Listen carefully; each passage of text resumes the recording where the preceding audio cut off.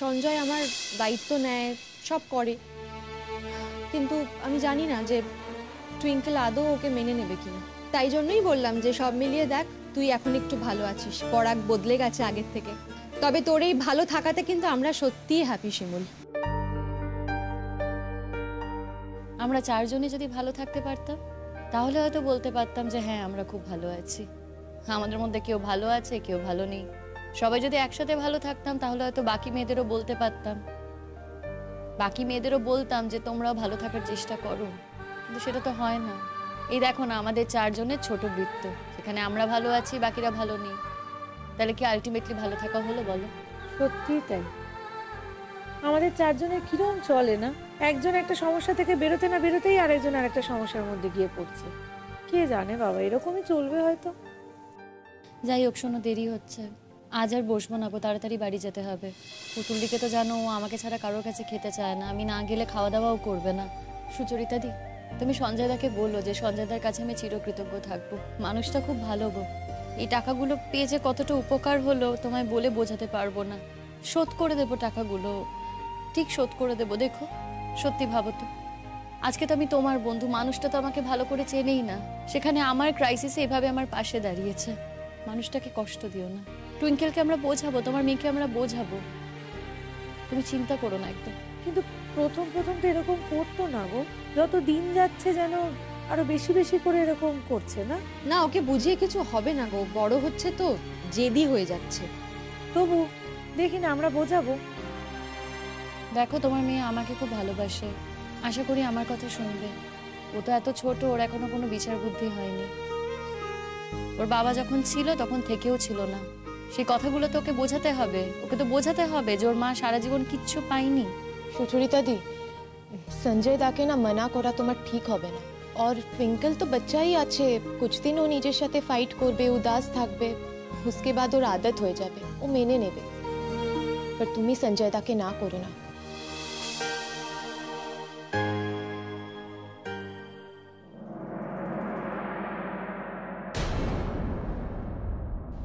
ও বাবা,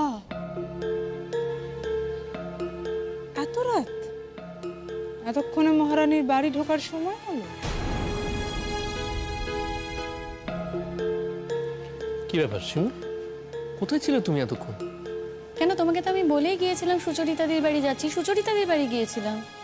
ও কি কথা বৌমা, বাড়ির এই অবস্থা আর এত রাত্রি পর্যন্ত তুমি সেখানে কাটিয়ে এলে? মা, মা বাড়ির এই অবস্থা, কিন্তু তোমরা তো সবাই আছো বলো। আমি জানি তোমরা আমার ওপর নির্ভরশীল, সেটা খুব ভালো কথা, কিন্তু একবার ভেবে দেখো তো, তোমার ছোট বৌমা তো আছে, তাকে তো বলতে পারো, বলো। শিমুল, তুমি কিন্তু ভুল বুঝছো। আমরা অ্যাকচুয়ালি সেই কারণে তোমাকে কথাটা বলিনি। এতক্ষণ তুমি বাড়ির বাইরে ছিলে, চিন্তা হচ্ছিল, সেই জন্যই জিজ্ঞেস করলাম। তোমার নয় চিন্তা হচ্ছিল, কিন্তু বাকি যারা আছে এ বাড়িতে, কিংবা মা যে কথাটা বলছে, সেটা কি চিন্তা করে বলছে নাকি অন্য কারণে বলছে? দেখ দেখি পড়া, আজকাল বৌমা আমার সঙ্গে এমন করে কথা বলে কেন? হ্যাঁ না মা, তুমি ভুল করছো। আমি তোমার সাথে এভাবে ঠিক কথা বলছি না, সিচুয়েশন যা তৈরি হচ্ছে তাই বলছি। দেখো, আমি বুঝতে পারছি যে তোমরা আমার থেকে অনেক কিছু এক্সপেক্ট করো, আমি সবটাই বুঝতে পারছি, কিন্তু সময় মতো আবার এটাও বুঝিয়ে দাও যে তোমাদের অনেক কিছুর অসুবিধার কারণ আমি। কিছু করিসনি, বং যা করেছি তা অনেক বেশি কিছু করেছি, বুঝলি তো? আর শিমুল, আজকে রাত্রিটা কখন শেষ হবে রে? কেন পুতুলদি, কেন জিজ্ঞেস করছো? কালকে স্যারকে দেখতে যাবে বলেছে না, আমি তো অনেকদিন স্যারকে দেখিনি, আমার মনটা খারাপ করছে। আজকে রাত্রিটা চল গেলে তবে তো স্যারকে দেখতে পাবো, তাই না? দেখো পুতুলদি, তুমি তো তোমার মতো করে চেষ্টা করেছো, অনেকটাই করেছো। বলছি, এখানে না 11 লাখ টাকার চেক আছে,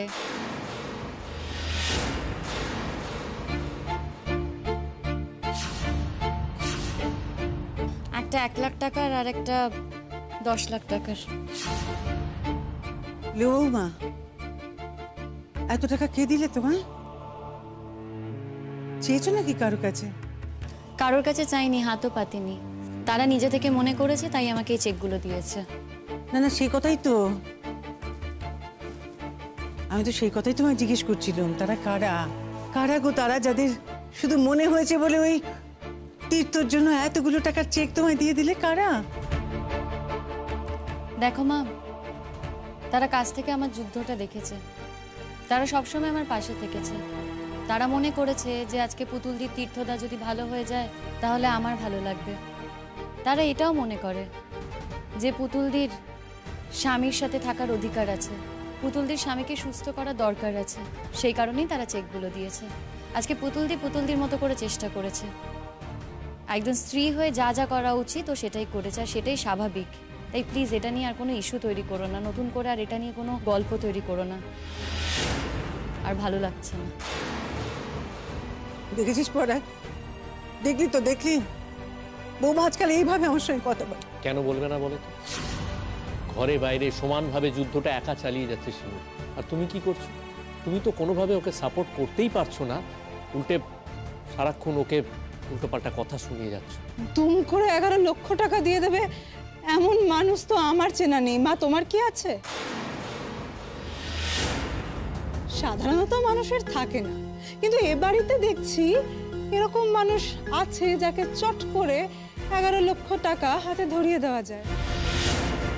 এমনি পথে তো এই টাকা আসে না, তাই না?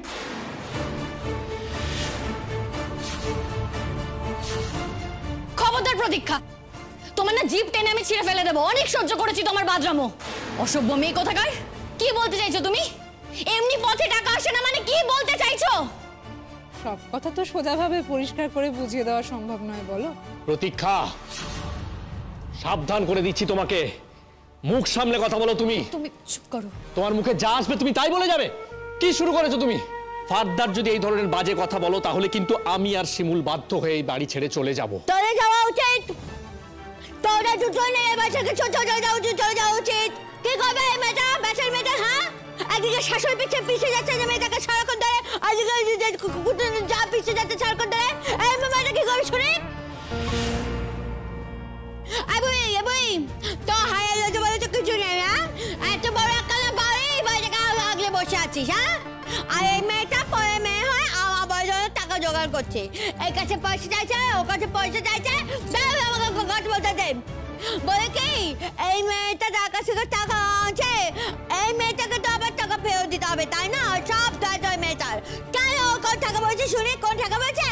তোর মেয়ে, তোর কোন দায় নেই, তোর কোন দায় নেই, তোর লজ্জা বলে কিছু নেই। হ্যাঁ, এই মেয়েটাকে না সবাই ভালোবাসে বলে মেয়েটাকে সবাই টাকা দিচ্ছে। তুই কি করেছিস শুনি? কি করেছিস? মাঝে মাঝে তো আমার তোকে আমার মা বলে স্বীকার করতে লজ্জাই লাগে। ও পুতুল, এত কথা যে আমায় শুনোচ্ছিস। আচ্ছা, আমি কি কথা বলিনি যে বাড়ি আমি বন্ধক রাখবো?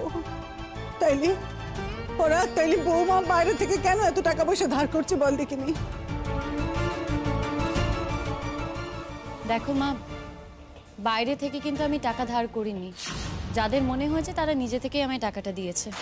আর এই যে তুমি বাড়ি বন্ধক দেওয়ার কথা বলছো, চাইলে কি বাড়ি বন্ধক দেওয়া যায়? তার তো একটা প্রসেস আছে, সময় লাগে। হসপিটালে যাবে, হসপিটালে গিয়ে কি বলবে যে হাতে টাকা নেই, টাকা দিতে পারবো না, পেশেন্টকে নিয়ে বাড়ি চলে আসবো। সেটা কি একবারও ভেবে দেখেছো? আজকে বাড়ি বন্ধক দেওয়ার জন্য তুমি তোমার ছেলেকে ব্যাংকে পাঠাচ্ছ, ব্যাংকে গিয়ে কথা বলবে, অ্যাপ্রুভ হবে, তারপর টাকা পাবে। তার আগে টাকাটা কোথায় পাবো? তীর্থদা তো ট্রিটমেন্টটা করতে হবে মা, সেসব তো ভেবে দেখোনি। আর কি বলতো, যে দায়িত্ব নিয়েছে সে তো আনসারেবল, তাই না? না, আমায় কেউ যেচে দায়িত্ব দেয়নি, দায়িত্ববোধ থেকেই আমি নিজে থেকেই দায়িত্বটা নিয়েছি। পরাগ, কাল সকালবেলা আমি ব্যাংকে যাব, বাড়ি বন্ধক দিতে হবে, তার সমস্ত ব্যবস্থা যেন কালকে হয়। কতটা কানে ঢুকেছে তোমার? মা, আগে কালকে সকালটা হোক তারপর তো। আর তুমি কি ভাবছো ব্যাংকে গেলে সঙ্গে সঙ্গে কাজটা হয়ে যাবে? গেলে আর সঙ্গে সঙ্গে তুমি টাকা পেয়ে যাবে? এটা তো হয় না। তুমি ওখানে যাবে, সমস্ত কিছু ভেরিফাই করবে, ওদের তো একটা নির্দিষ্ট প্রসিজিওর আছে, তারপর তো ব্যাপারটা হবে। আর তাছাড়া এত চিন্তার তো কিছু নেই। ব্যাংকের টাকাটা লোন পেয়ে গেলে শিমুল যার কাছ থেকে টাকাটা নিয়েছে তাকে তো টাকাটা শোধ করে দিলেই হবে। আমার স্বামী ভালো যাক, আমি সবার টাকা শোধ করে দেবো, আমি কারো টাকা রাখবো না। তোমাকে এসব কথা ভাবতে হবে না পুতুলদি, আমি তো আছি। দেখো, তীর্থদা আমাদের আত্মীয়, আত্মীয়র বিপদের দিনে যদি আত্মীয়র পাশে না দাঁড়াই তাহলে কিসের আত্মীয় হলাম বলো তো? হ্যাঁ হ্যাঁ, আজকে আমার কেউ নয় বলে আমি হয়তো মুখ ফিরিয়ে নিতেই পারি, আমার হয়তো টাকা খরচা হবে না, কিন্তু জবাবদিহি করবো কাকে বলো তো? কিন্তু বৌমা তুমি কিন্তু বললে না যে টাকাটা কে দিল। টাকাটা কে দিয়েছে শুনে বোধহয় তোমার খুব একটা ভালো লাগবে না মা, তবে হ্যাঁ 1 লক্ষ টাকা শীর্ষা দিয়েছে। ও কি কথা, শীর্ষা টাকা দিয়েছে তাতে ভালো না লাগার কি আছে বৌমা? সে মেয়ে চাকরি করে, সে তো দিতেই পারে। তবে ওই 10 লক্ষ টাকা সেটা কে দিলে গো? তাহলে কতটা সম্পর্ক ভালো হলে একবারে 10 লক্ষ টাকা বের করে দিয়ে দেয় বলো তো মা? শুধু সম্পর্ক ভালো হলেই যে টাকা দেয় তা না হলে দেয় না সেটা কিন্তু নয় প্রতীক্ষা। দূরের মানুষরাও এক এক সময় টাকা দেয়, সাহায্য করে। যখন কেউ দেখে না যে একজন প্রাণপণে চেষ্টা করছে আরেকটা মানুষকে বাঁচানোর জন্য, তখন অনেক মানুষ আছে তারা পাশে এসে দাঁড়ায় এমন একজন মানুষের জন্য যাদের সমাজে দরকার। তখন কেউ কেউ দয়াপরবশ হয়েও টাকাটা দিতে পারে। এমনই একজন টাকাটা দিয়েছে। সেরকমই কেউ একজন, তা কে? নামটা বলতে পারছো না? বৌমা তুমি তো এ পাড়ায় বউ হয়ে এসেছো, তো আমরা যখন এই পাড়াতেই থাকি, তুমি যাকে চেনো আমরা চিনবো না? মা হতেই তো পারে। এ পাড়ায় আমি বউ হয়ে এসেছি মানে যে আমি কাউকে চিনি না তোমরা সবাইকে চেনো তা তো নয়। এমন অনেকেই আছে যাদেরকে হয়তো আমি চিনি তোমরা চেনো না। সুচরিতাদির এক বন্ধু টাকাটা দিয়েছে।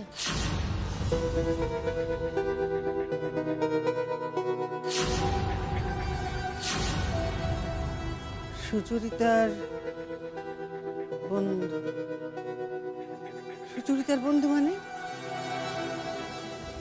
সুচরিতাদির বন্ধু মানে সুচরিতাদির বন্ধু। আচ্ছা মা, তুমি কনস্ট্যান্টলি ওকে ক্রস করে যাচ্ছ কেন? কেন সবসময় কৈফিয়ত চেয়ে যাচ্ছ? তুমি তো শুনলে সুচরিতা বৌদির একজন বন্ধু এটা দিয়েছে, তো সে দিয়েছে, তাতে এত কিছু প্রশ্ন করার কি আছে? জিজ্ঞাসা করো তো, ছেলে না মেয়ে?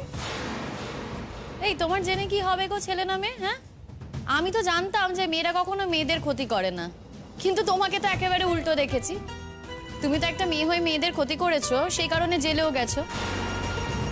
তাই তুমি জেনে কি করবে ছেলে না মেয়ে? হ্যাঁ, টাকাটা দিয়েছে সুচরিতাদির এক বন্ধু এবং সে একজন ছেলে, আর কিছু? মা, তোমার বড় বৌমা কিন্তু খুব একটা সৎ পথে টাকা আনেনি। হ্যাঁ, কথাটা ভেবে দেখো।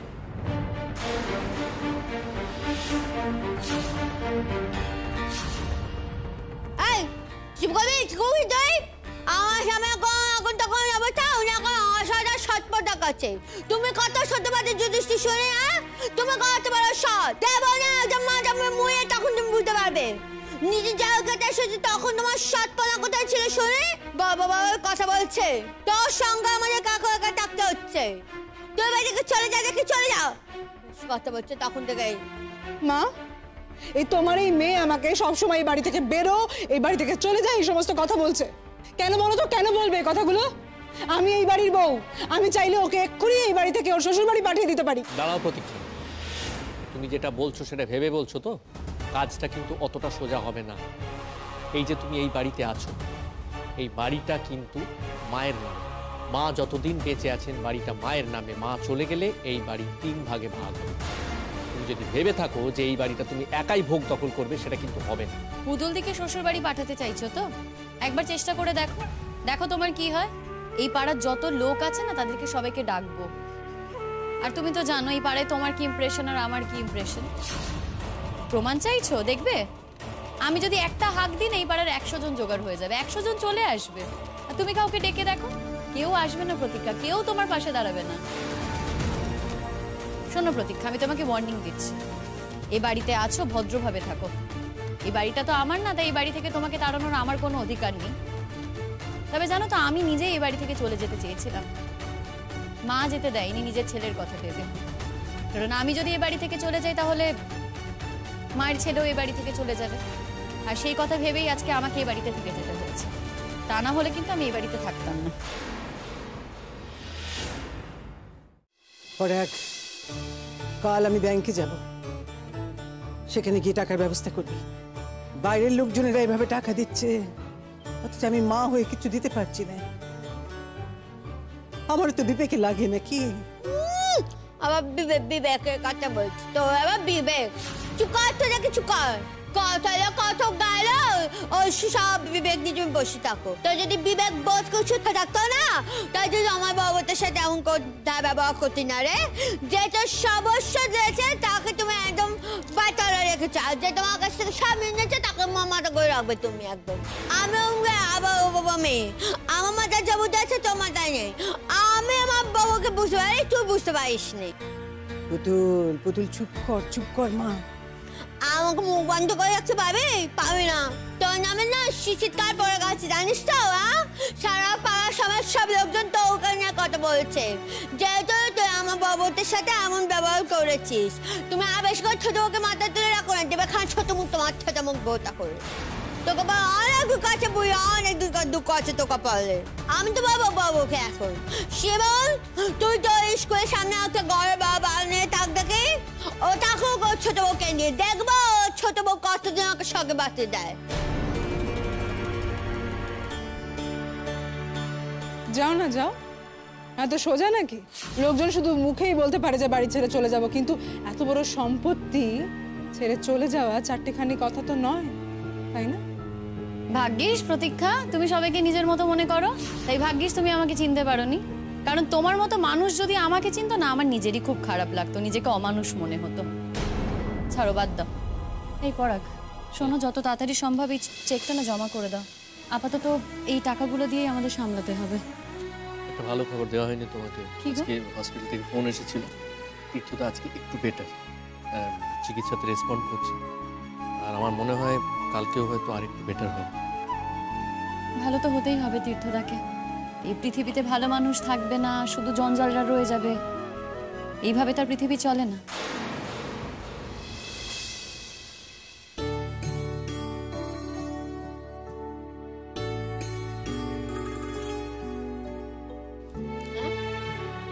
কি ব্যাপার? কাঁদছো কেন তুমি? কাঁদছে না, আমি দেখতে পাচ্ছি তোমার চোখে জল। আচ্ছা পুতুল দি, তোমার নিজের উপর ভরসা নেই? তুমি তো জানো যে তীর্থদা ঠিক সুস্থ হয়ে যাবে, জানো না তুমি? জানি তো সুস্থ হয়ে যাবে, জানি আমি। তাহলে তাহলে চোখের জল ফেলছো কেন? আমি তোমাকে বলছি পুতুল দি, তীর্থদা ঠিক সুস্থ হয়ে যাবে। তীর্থদার অমূল্য প্রাণ। আর দেখবে তীর্থদা যখন সুস্থ হয়ে বাড়ি ফিরবে না, তোমার যে এত দুঃখ কষ্ট সবকিছু ঘুচিয়ে দেবে। দেখো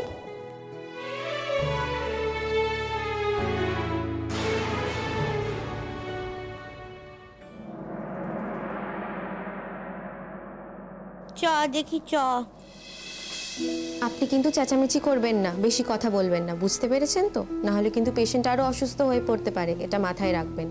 এই আমার বাবা, আমি তো বাবা মন্দ সবই বুঝতে পারি, তোকে আমার কত শিখে দিতে হবে না। চ কোথায় নিয়ে চ। আচ্ছা আসুন। বেশি কথা বলি তো।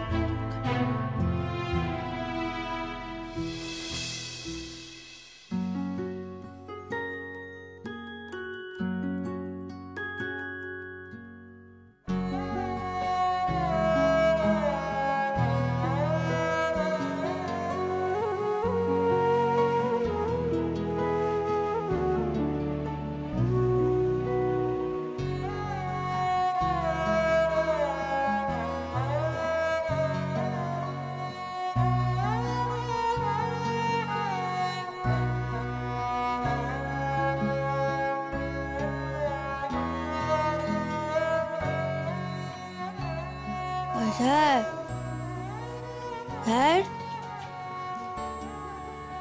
স্যার শুনতে পাচ্ছ? আমি এসছি পুতুল। আমার ছেড়ে তো দিবি এখানে শুয়ে আছে একা একা, আমার ভালো লাগছে না একা একা থাকতে।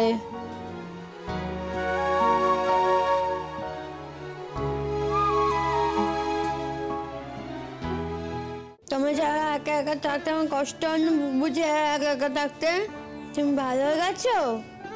বাড়ি যাবে না? আচ্ছা কুড়োটা হবে না এখন, থাক না ওটা। পুতুল, তুমি কেমন আছো?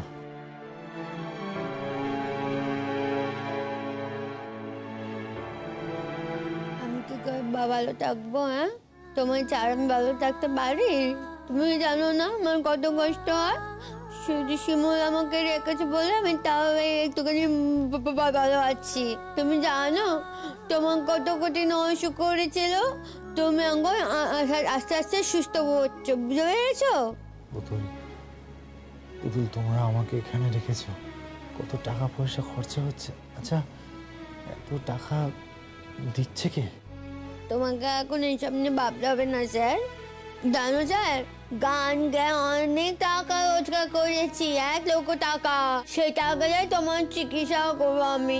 আমি তো জানি তুমি কত মানুষ, লোকে থেকে টাকা ধার করলে তুমি খুব কষ্ট পাবে। সেই জন্য আমি গান গেয়ে টাকা রোজগার করছি, সেই টাকা দিয়ে তোমার চিকিৎসা করবো। আমি শিমুল সবাই কত কষ্ট করছি জানো। আমি রোজ গান গাইবো এখন। তুমি যখন আমাকে বলতে আমি তো তখন তোমার কথা শুনতাম না। এখন আমি তোমার কথা শুনবে, সব শুনবো তোমার কথা, কারণ তুমি ছাড়া আমার কোনো আর কেউ নেই, কেউ নেই।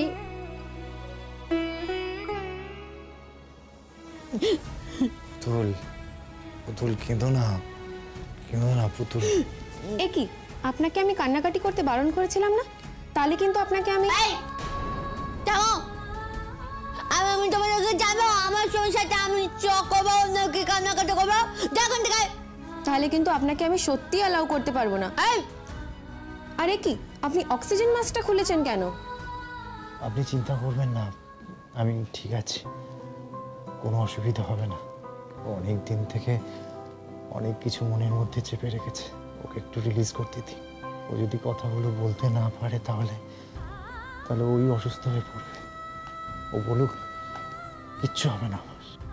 দেখছো দেখেছো আমি স্যার কত বোঝে আমাকে, আর তোমার গাতে একটু বুদ্ধি নেই। যাও এখান থেকে, খালি তখন থেকে বগর বগর করে চাই করে। আমি আমার স্বামীর সাথে দুটো কথা বলবো আখা, তা না মুখের গলায় দাঁড়িয়ে আছে এখানে। যাও দেখিনি পুতুল,